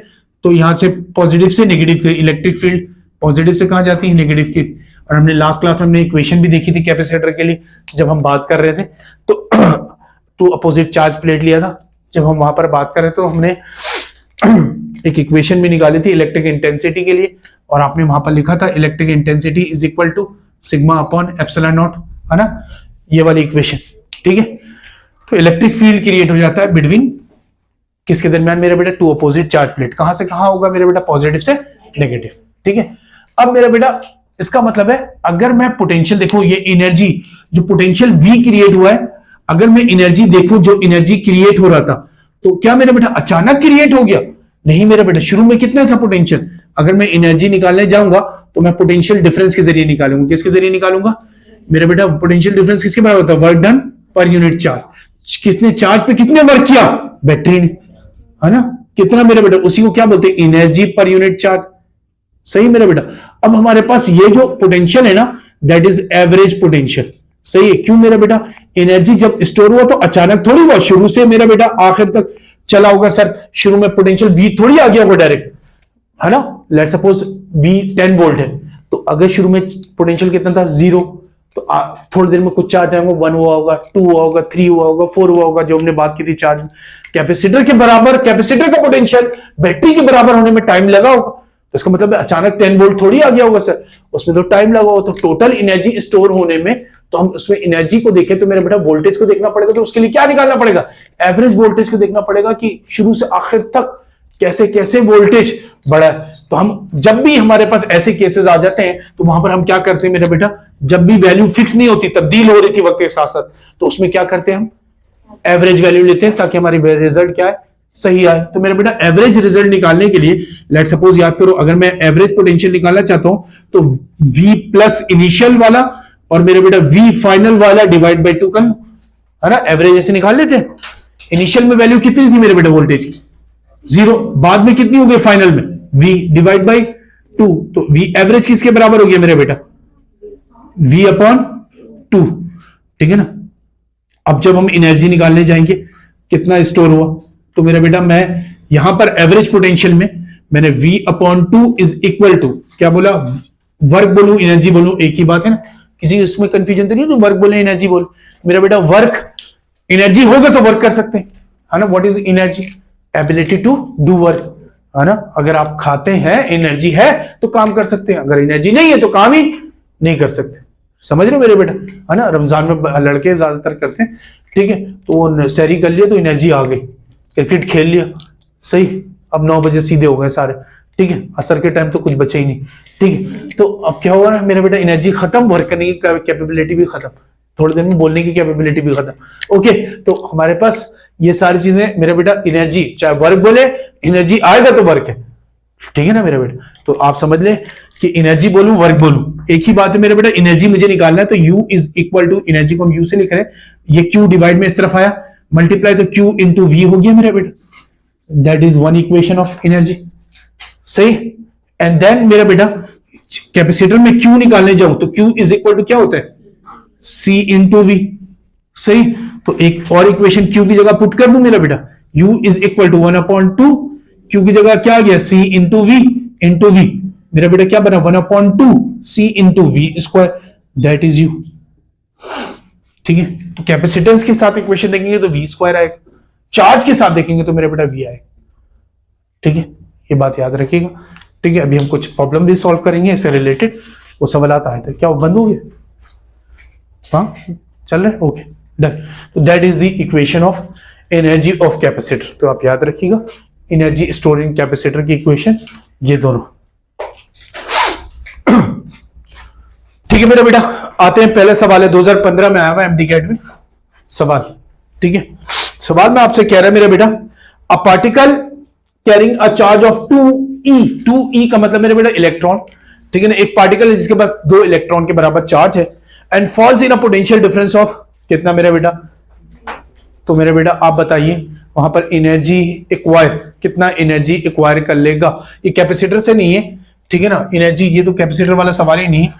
तो एनर्जी हमारे पास E इज इक्वल टू किसके बराबर होगा, E इंटू V के बराबर, है ना मेरा बेटा। वर्क डन होता है ना, V is equal to work done per unit charge, तो मैं इसको बोल सकता हूं ना U अपॉन इंटू मेरा बेटा यहां से यहां आया, हाँ भाई U is equal to V into Q। ठीक है, Q की वैल्यू V कितना है मेरा बेटा 3 है, मल्टीप्लाई बाई Q कितना है 2E, तो 2E 3 मल्टीप्लाई बाई 2 इंटू मेरे बेटा E की वैल्यू कितनी होती है 1 एक्सपोनेंट माइनस 19। तो यहां से सॉल्व कर लोगे, कितना बना मेरे बेटा 6 मल्टीप्लाई किया 6 और यहां से 6 मल्टीप्लाई किया 36, तो ये हमारे पास बन गया 9.6 एक्सपोनेंट माइनस 19, यही बन रहा होगा, सही। एमडी गेट वाले देख रहे हैं ना कैसे किया मैंने, नहीं समझ आया मेरा बेटा। देखो मैंने कैसे किया, 2 3 6 कर लिया मेरा बेटा, 1.6 ऐसी रहनी थी। अभी एक्सपोनेंट 19 भूल जाओ, एक्सपोनेंट को भूल जाओ, जो भी कर रहे हैं वो आता रहेगा मेरा बेटा। 1 को मल्टीप्लाई करेंगे 6 से कितना आएगा, और इसको 6 से मल्टीप्लाई करेंगे कितना आएगा 36 से 3 इधर आएगा क्योंकि पॉइंट में था ना, तो 3 इधर आएगा मेरे बेटा। 6 + 3 9 और पॉइंट के बाद 6 चला गया मेरे बेटा, कितना बना, समझ आ रहा है। तो ये किसके बराबर होगा, लेट सपोज 6 मल्टीप्लाई बाई 0.6, तो ये किसके बराबर होगा 3.6 है, प्लस कितना करना है 6, तो कितना बन गया 9.6 एक्सपोनेंट मेरा बेटा माइनस 19 को, सॉरी जूल। ठीक है ना, दैट इज यू। ओके, तो पहला प्रॉब्लम हो गया मेरा बेटा। आते हैं सेकेंड प्रॉब्लम में।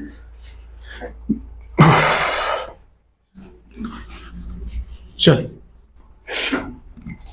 आप अपने पास लिखते जाना बस इस तरीके से। हाँ बेटा, हम ऊपर से स्टार्ट करें।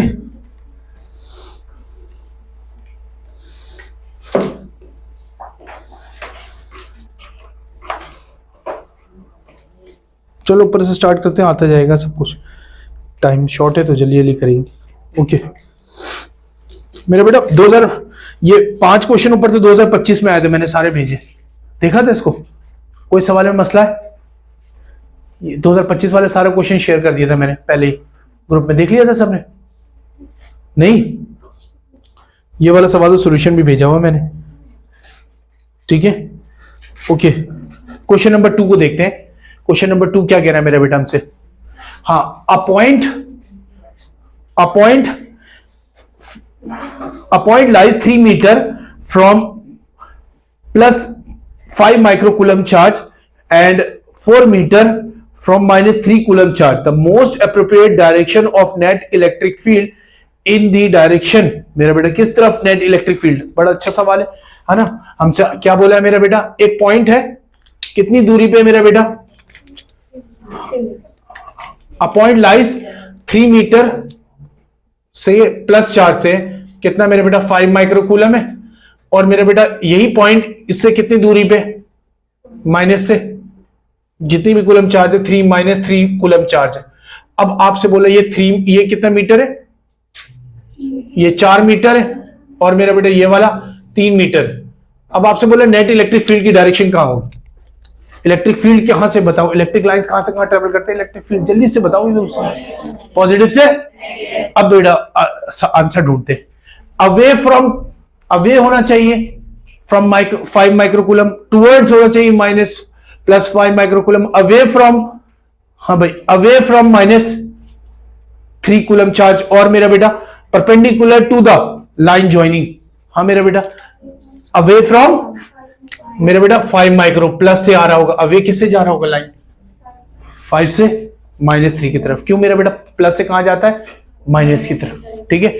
देखो इससे भी अवे लिखा हुआ है, इसके टुवर्ड नहीं लिखा, देखो चला के देखो, इसके टुवर्ड बोलता तो वो भी सही हो जाता, क्योंकि इसके पास आता है ना, पॉजिटिव से नेगेटिव की तरफ आता है, तो टुवर्ड नहीं इस्तेमाल किया, इसके लिए अवे इस्तेमाल कर दिया, तो अवे तो होगा नहीं, इससे लाइंस निकलेंगी नहीं, पॉजिटिव से कहां जाती है ना, ओरिजिनेट होती है पॉजिटिव से, टर्मिनेट होती है negative.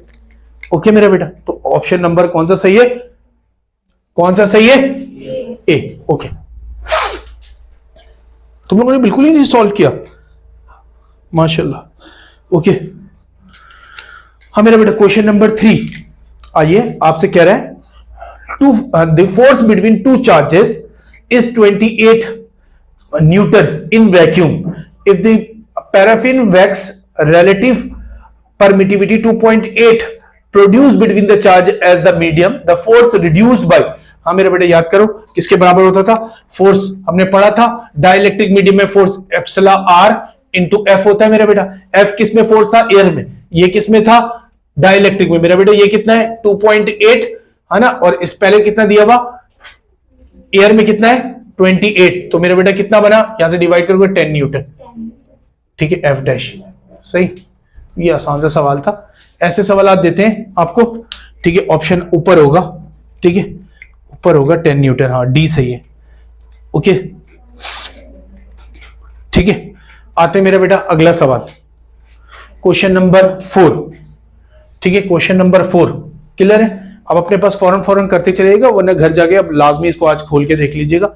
Okay, the point where electric field is 0 between two opposite charge, हाँ भाई जीरो इलेक्ट्रिक फील्ड, ये तो मैंने डिस्कस भी किया, शॉर्ट वीडियो में डिस्कस भी किया यूट्यूब में, ठीक है, तो ये तो वहां मौजूद भी है, खैर उसको छोड़ते हैं। आगे question number 5, 2 joule work is done to move in moving 2 coulomb charge, ठीक है, from 1 point to another point, the potential difference कितना होगा मेरा बेटा, कितना वर्क कर रहे हैं और कितने चार्ज पे कर रहे हैं, तो मेरा बेटा बताओ ना, पोटेंशियल डिफरेंस, वर्क डन कितना, जूल वर्क, चार्ज कितना 1 वोल्ट, जल्दी से बोला करो ये सब सवाल टिप्स वाले।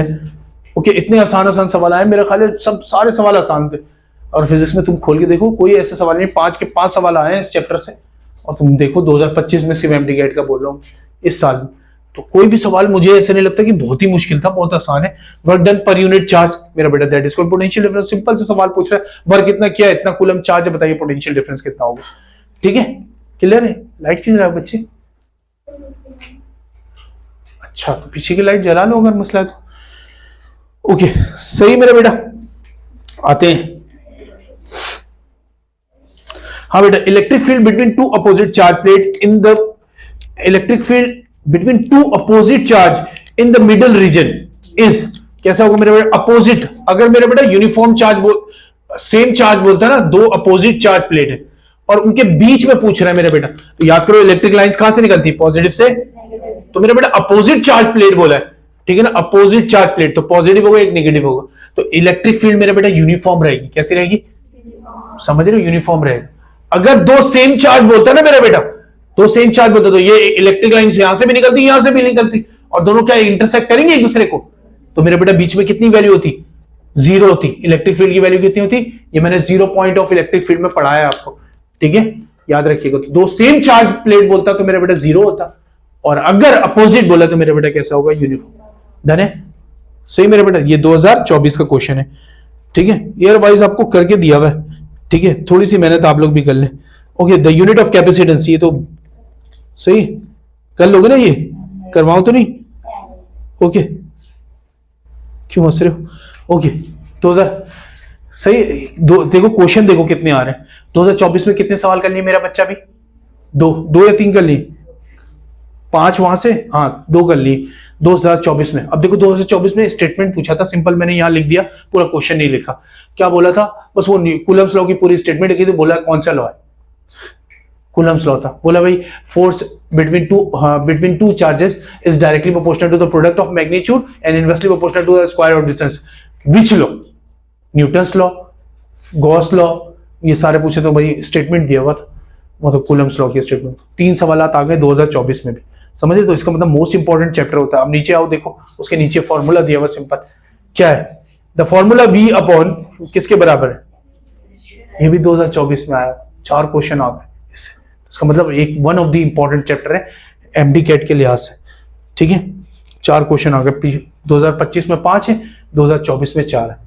ओके चलो क्वेश्चन नंबर 10 देखते हैं मेरा बेटा। As per Coulomb law force of attraction and repulsion is directly proportional to, मेरा बेटा ये तो कोई भी बता देगा, प्रोडक्ट ऑफ, है ना, डायरेक्टली प्रोपोर्शनल पूछा है वो, ठीक है? 2023 में। अगला सवाल 2023 में, हाँ मेरा बेटा।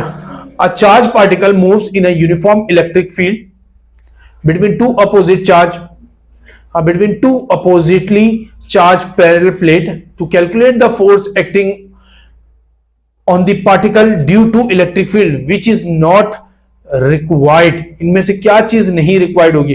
कह रहा है चार्ज पार्टिकल है move from uniform electric field to opposite charge parallel plate. अगर दो अपोजिट चार्ज पैरेलल प्लेट के दरमियान में मूव कर रहा है तो कैलकुलेट दी फोर्स, अगर फोर्स कैलकुलेट करने जाएंगे on the particle due to electric field, उस इलेक्ट्रिक फील्ड की वजह से, the quantity is which quantity is not required, इनमें से कौन सी क्वांटिटी रिक्वायर्ड नहीं होगी?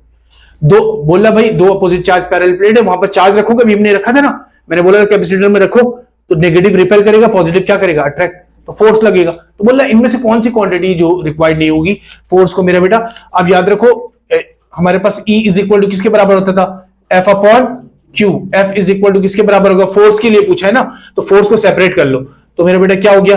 E into Q. E is equal to किसके बराबर होता है? V अपॉन D या V अपॉन R होता है ना? E इज इक्वल टू किसके बराबर होता है? V अपॉन है ना, याद है?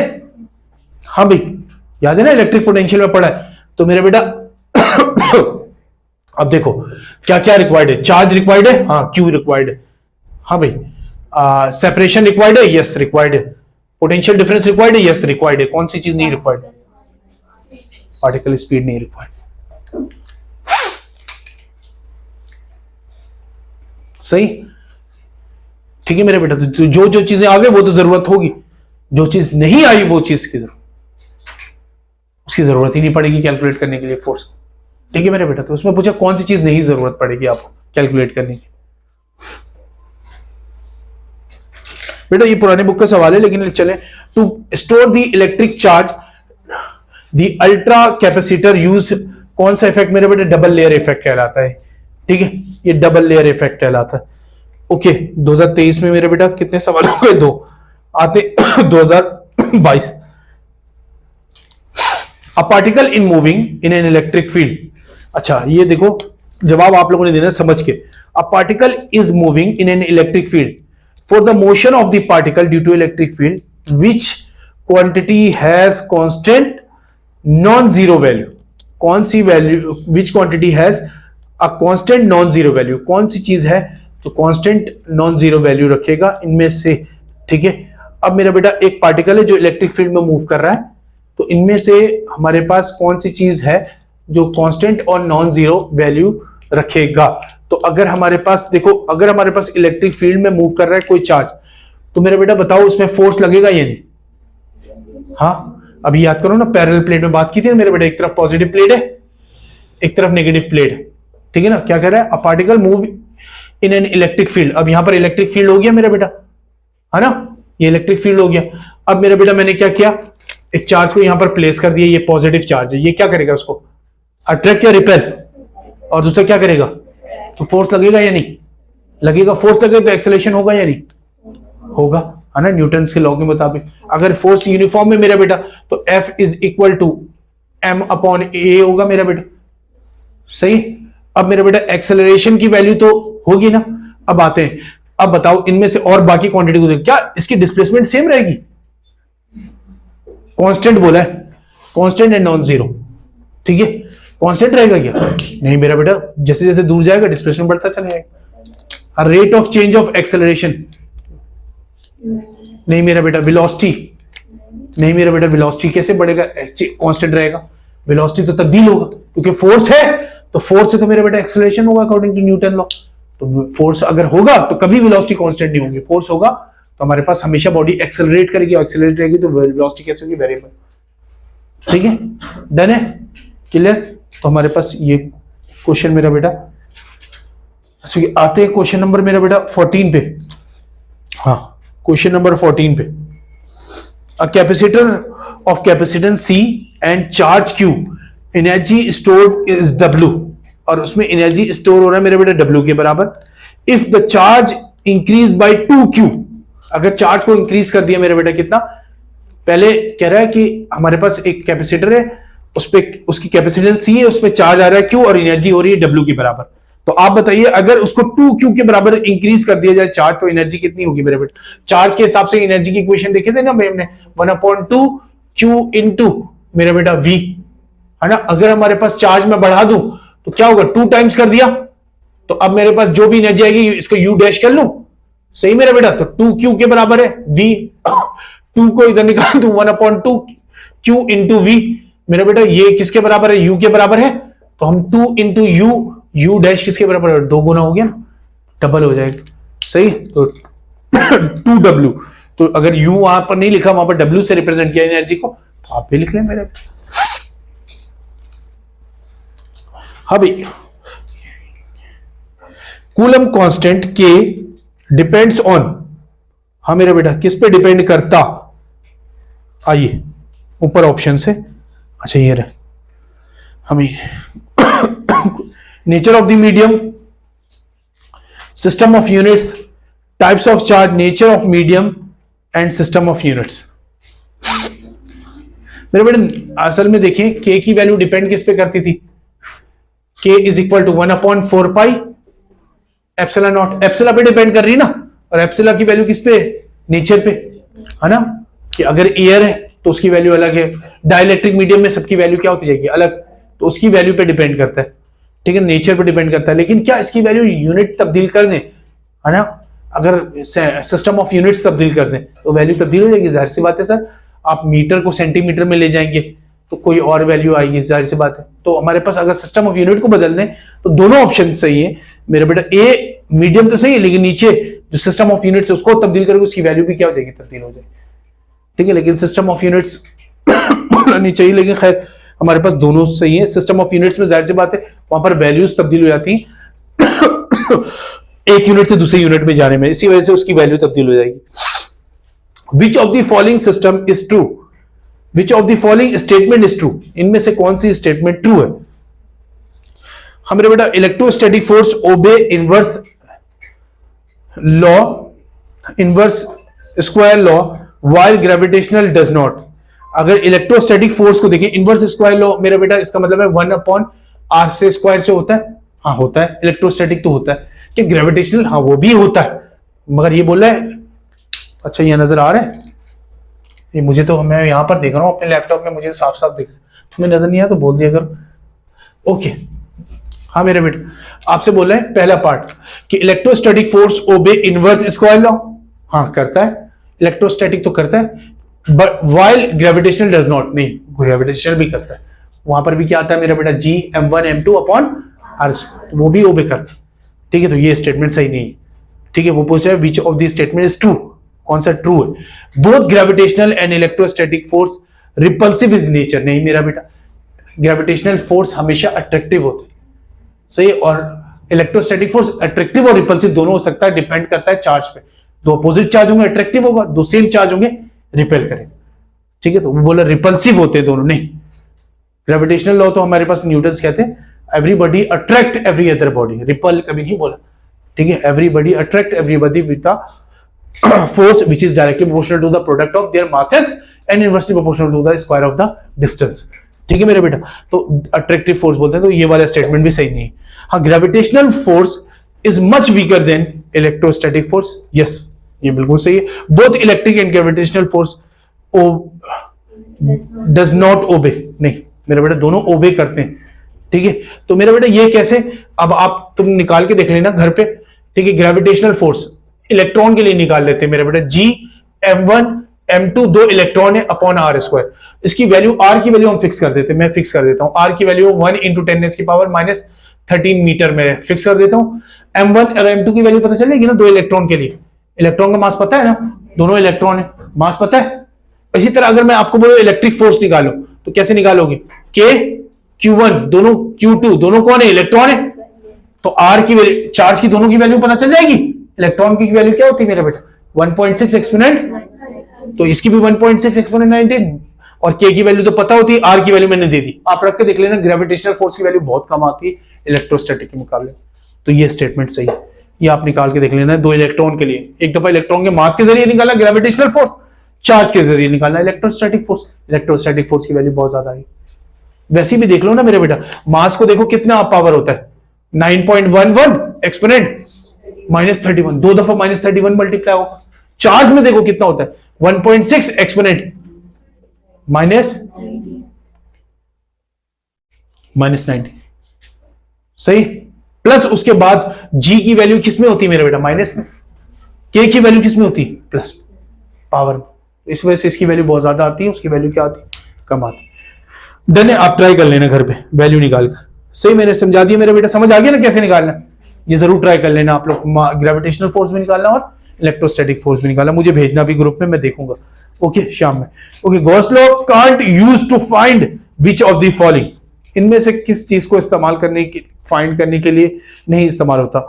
Electric intensity, electric flux density, हाँ मेरा बेटा charge density, charge and permittivity. हाँ भाई, गॉस लॉ बताइए किसके बराबर थे, इक्वेशन याद है क्यों गॉस लॉ, हाँ किसके बराबर होता है पूरा बताइए। Flux is equal to total outward flux Q upon epsilon.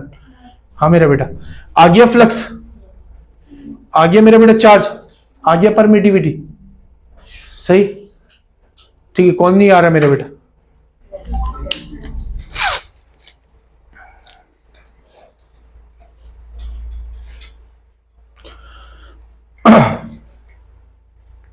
अगला क्वेश्चन मेरे बेटा 2018, ये देखो मेरे बेटे 2022, 23, 24, इसका मतलब ऊपर जो सवालात हैं उसके अलावा भी 2022, 23, 24 में सवालात आए हैं। देखो ये क्वेश्चन नंबर 18 देखो, 22 में भी आया, 23 में भी आया, 24 में भी आया, एक ही सवाल कह रहा है what is the potential difference 2 point in an electric field if it takes कितना मेरा बेटा 600 जूल टू मूव कितना coulomb charge, 2 coulomb charge between the point. तो मेरा बेटा कितना होगा, कितना एनर्जी ले रहे हैं, हाँ भाई work done per unit charge, ये पूछे ना पोटेंशियल पूछा आपसे, तो कितना मेरा बेटा 600 और चार्ज कितना मेरा बेटा 2 कूलम, तो मेरा बेटा 300, ये वैल्यू सही। आप लोग बता दीजिएगा, बोर्ड साफ नहीं है तो बोर्ड साफ कर दूं मैं, ओके। ये देख लो सवाल, what is the potential difference between 2 point in an electric field if it takes 600 joule to move 2 coulomb charge. 2 coulomb charge को मूव करने के लिए कितनी एनर्जी को यूज करना पड़ रहा है, 600 जूल। तो आप बताइए उसमें पोटेंशियल डिफरेंस कितना होगा। तो work done per unit charge या एनर्जी पर यूनिट चार्ज हम निकाल लेंगे, ठीक है। टाइम हो गया ना हमारा। हाँ भाई, अगला सवाल है, a capacitor is charge with a battery and energy stored U, ठीक है ना। if disconnecting a battery another capacitor of same capacitance connected in parallel, ठीक है, to the first capacitor the energy is stored in each capacitor। तो हर capacitor के अंदर कितनी energy store होगी, कैपेसिटेंस दोनों की सेम है। मेरा बेटा सवाल देख लो, एक कैपेसिटर था, लेट सपोज करो, समझो इस बात को, एक कैपेसिटर है, ठीक है ना, उसमें क्यू एनर्जी चार्ज स्टोर हो गया था, ठीक है ना। अब बैटरी को डिस्कनेक्ट कर दिया और दूसरा कैपेसिटर लगा दिया पैरेलल में, लेकिन कैपेसिटेंस कैसी, इसकी भी सी है, इसकी भी क्या है, सी। पैरेलल में क्या डिस्ट्रीब्यूट रहता है, चार्ज।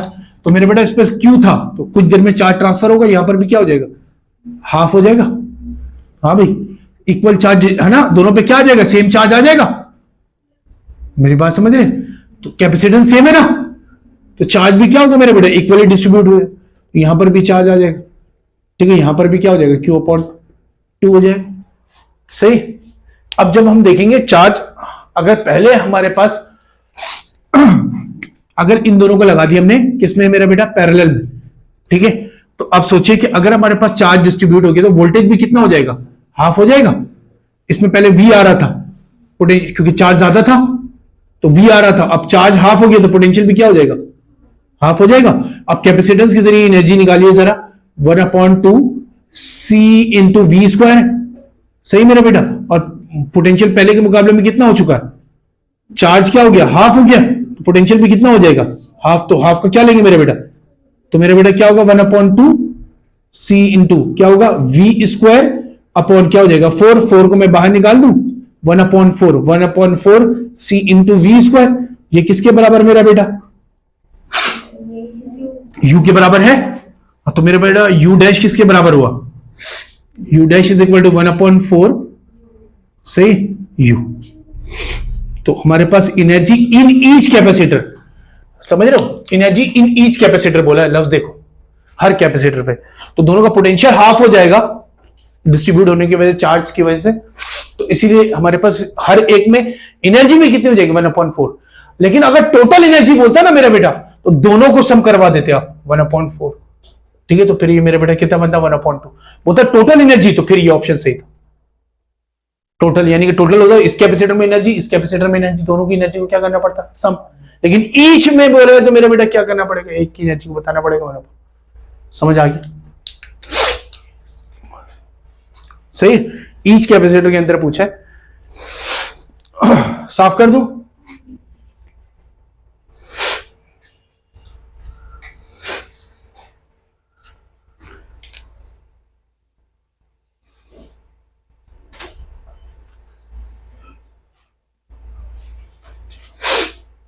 साफ कर दें,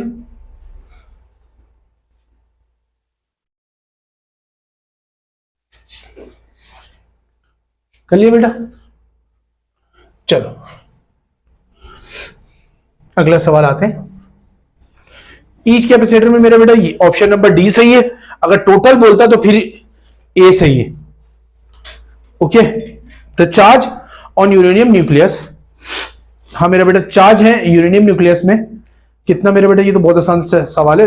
एक यूरेनियम न्यूक्लियस है, उसमें चार्ज बताया 1.5 exponent minus 17 coulomb, and charge on alpha particle है 3.2 exponent minus 19 coulomb. The distance between the nucleus is मेरा बेटा कितना है, 1 एक्सपोनेंट माइनस 13 मीटर। तो बताइए what is the electrostatic force, तो मेरा बेटा फोर्स बताना है। ठीक है ना, के Q1 Q2 दोनों दिया हुआ, हाँ मेरा बेटा R भी दिया हुआ, सब कुछ रख लोगे मेरा बेटा, आंसर आ जाएगा 4.3। ठीक है, नीचे दिया हुआ, ऑप्शन नंबर डी सही है। कैलकुलेट कर लेना, मेरे हिसाब से ये आना चाहिए ऑप्शन नंबर डी। ठीक है, तो के की पावर मेरा बेटा के 9 एक्सपोनेंट 9, और ये क्या 1.5 एक्सपोनेंट कितना बोला, एक्सपोनेंट माइनस 17, हाँ मेरा बेटा अगला 3.2 एक्सपोनेंट माइनस 19। ठीक है, डिवाइड बाई मेरा बेटा R 1 एक्सपोनेंट माइनस 13 का square. Okay, that is equal to 4.3 Newton.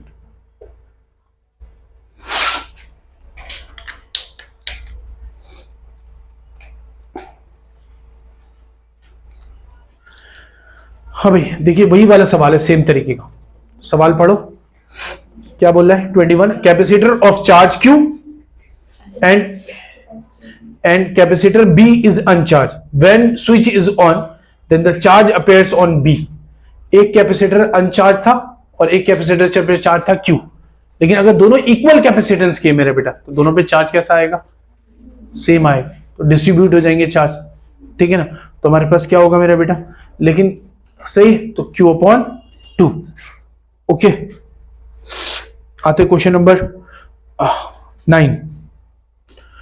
Two capacitors 1 micro, हाँ टू कैपेसिटेंस है मेरे बेटे, टू कैपेसिटर C1 2 माइक्रोफैरेड है, C2 4 microfarad connected in series है विद पोटेंशियल कितना लगा है मेरा बेटा बैटरी। तो इफेक्टिव रेजिस्ट कैपेसिटेंस पूछ रहा है, सीरीज में मेरे बेटा किसका सम होता है, हमें इनवर्स का सम होता है। तो मेरा बेटा क्या बना 1/3 प्लस 1/6, मेरा बेटा क्या लिखा 6। तो मेरा बेटा 3 को कितनी टाइम पढ़ेंगे, 2 टाइम्स पढ़ेंगे, 6 को कितनी टाइम पढ़ेंगे 1। तो मेरा बेटा 3/6